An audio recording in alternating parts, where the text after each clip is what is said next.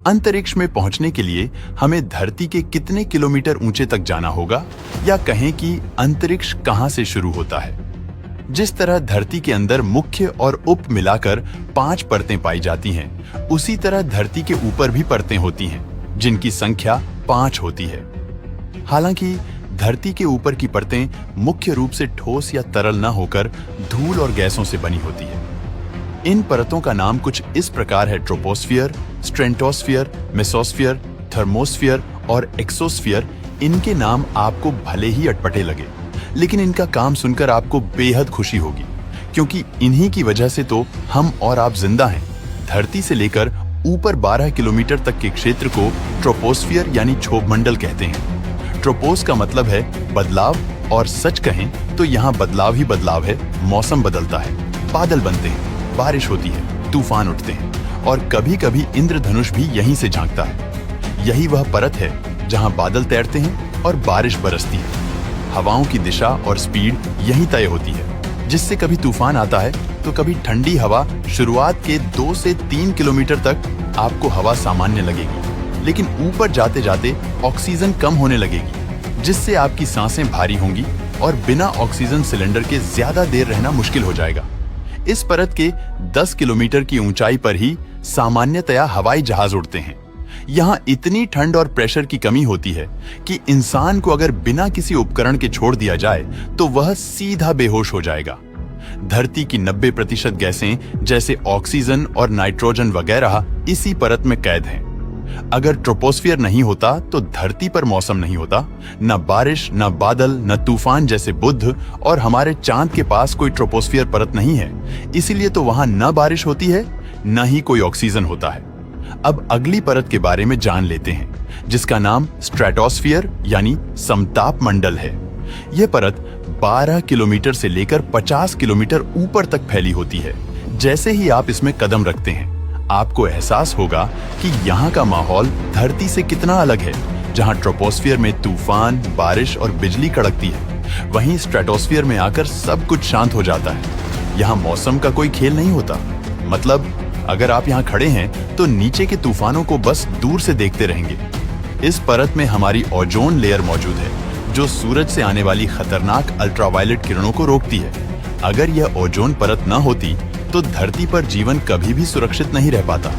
यहाँ पहुंचकर ऐसा लगता है जैसे आप इंसानों की सुरक्षा करने वाली एक जादुई ढाल के सामने खड़े हैं। कई बड़े जेट विमान और सुपरसोनिक प्लेन इस परत में भी उड़ते हैं, क्योंकि यहाँ हवा बहुत स्थिर है और मौसम की गड़बड़ी भी नहीं होती है, जिससे उड़ान स्मूथ रहती है।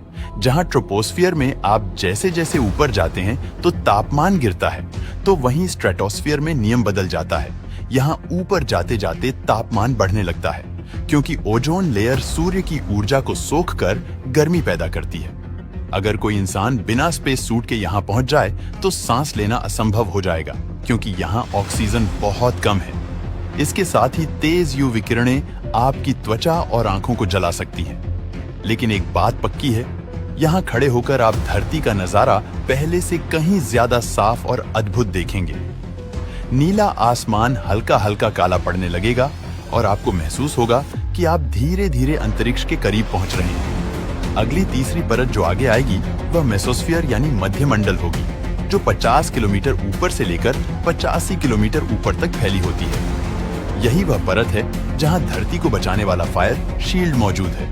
मतलब अगर कोई रॉकेट या स्पेसशिप यहाँ से गुजरता है तो वह धरती की वायुमंडलीय ढाल के सबसे खतरनाक हिस्सों में से होकर निकलता है। तभी तो वह जलने जैसा दिखता है। जब कोई उल्कापिंड आसमान से गिरता है तो वह इसी परत में घर्षण के कारण जलकर राख बन जाता है। जो टूटते तारे आप रात में देखते हैं, वो असल में इसी परत में जलते हुए उल्कापिंड होते हैं। जैसे जैसे आप ऊपर जाएंगे, यहाँ का तापमान अचानक -90 डिग्री सेल्सियस तक गिर जाएगा।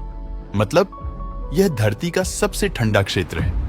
यहाँ पर हवा इतनी पतली होती है कि सांस लेना नामुमकिन है और शरीर तुरंत ठंड से जमने लगेगा। बिना स्पेस सूट के यहाँ कुछ सेकंड भी जिंदा रहना असंभव है। लेकिन अगर आप स्पेस सूट पहनकर यहाँ खड़े हैं तो आप हर सेकंड आकाश में जलते हुए उल्का पिंडों का लाइव शो देख सकते हैं।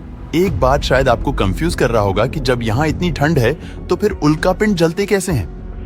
दोस्तों, जब उल्कापिंड या स्पेसशिप तेज रफ्तार से मेसोस्फीयर में घुसते हैं तो वे हवा के अणुओं से बहुत जोर से टकराते हैं। यह टकराहट इतनी तेज होती है कि इनमें घर्षण पैदा हो जाता है। यही घर्षण चीजों को जलाता है, ना कि मेसोस्फीयर की ठंडक या गर्मी, जैसे आप अपने हाथ को गर्म करने के लिए ठंड में रगड़ते हैं। बिल्कुल ऐसा ही और भी ऊपर जाने पर चौथी परत मिलती है, जिसका नाम थर्मोस्फीयर यानी तापमंडल है।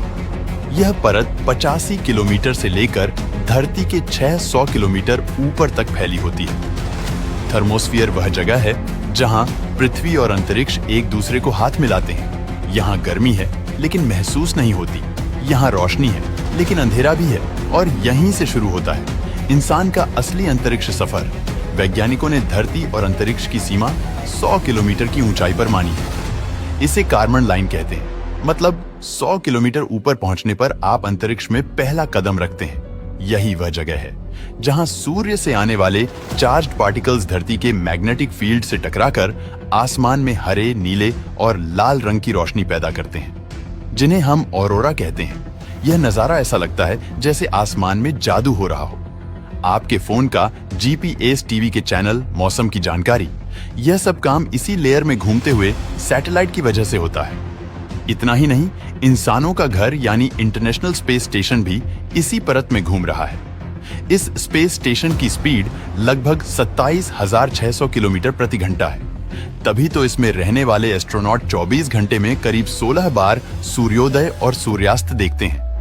यहीं से रेडियो सिग्नल धरती पर वापस बाउंस होकर आते हैं। इसी वजह से पहले के जमाने में बिना इंटरनेट भी दूर दराज के लोग रेडियो सुन पाते थे। 5वीं और आखिरी परत का नाम एक्सोस्फीयर यानी बाहरी मंडल है। यह परत धरती के 600 किलोमीटर ऊपर से लेकर 10,000 किलोमीटर ऊपर तक फैली होती है। यह हमारे वायुमंडल का बॉर्डर एरिया है जहां अंतरिक्ष की शुरुआत होती है। इसे आप धरती और ब्रह्मांड के बीच का गेट मान सकते हैं।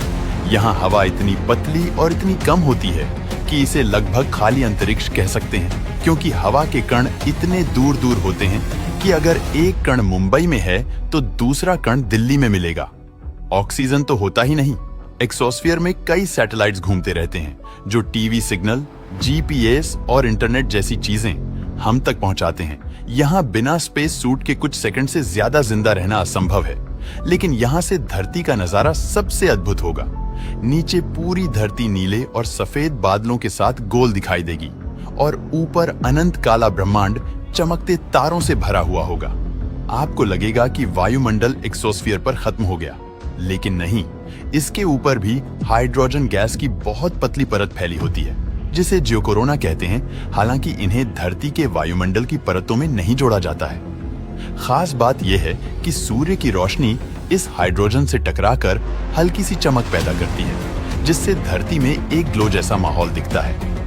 वैज्ञानिक कहते हैं कि अगर आप चांद पर खड़े हों और सही उपकरण से देखें तो धरती एक हल्की नीली ग्लो से घिरी दिखेगी। इसके बाद मैग्नेटोस्फीयर आता है, जो धरती से 1000 किलोमीटर से ही स्टार्ट हो जाता है और ऊपर लाखों किलोमीटर तक जाता है। ये वह अदृश्य ढाल है जो धरती के अंदर जो कोर है उससे निकलने वाले लोहे के चुंबकीय क्षेत्र से बनता है, जो सूर्य के सामने धरती से 60,000 किलोमीटर ऊपर तक होता है। लेकिन सूर्य के विपरीत दिशा यानी धरती के पीछे यह फील्ड कई लाख किलोमीटर तक पूंछ की तरफ फैली होती है। अगर मैग्नेटोस्फीयर न होता तो सूर्य हमारी धरती को पल भर में अपने सौर तूफान से जलाकर खाक कर देता। धरती और सूर्य की दूरी की बात की जाए तो लगभग 15 करोड़ किलोमीटर निकल कर आती है, यानी धरती के 100 किलोमीटर ऊपर से करोड़ों किलोमीटर में अंतरिक्ष ही फैला हुआ है। हालांकि इससे भी आगे अंतरिक्ष है जो अनंत है। पृथ्वी का गुरुत्वाकर्षण बल वैसे काफी दूरी तक फैला हुआ है, लेकिन 15 लाख किलोमीटर तक की दूरी में जो भी उपग्रह और वस्तु होती है वह उसे अपनी ओर खींच लेती है। 15 लाख किलोमीटर के बाद सूर्य का गुरुत्वाकर्षण बल उस वस्तु पर लगना शुरू हो जाता है। लेकिन इन्हीं 15 लाख किलोमीटर के बीच में एक जगह ऐसा भी है जहां ना तो पृथ्वी का गुरुत्वाकर्षण बल काम करता है और ना ही सूर्य का।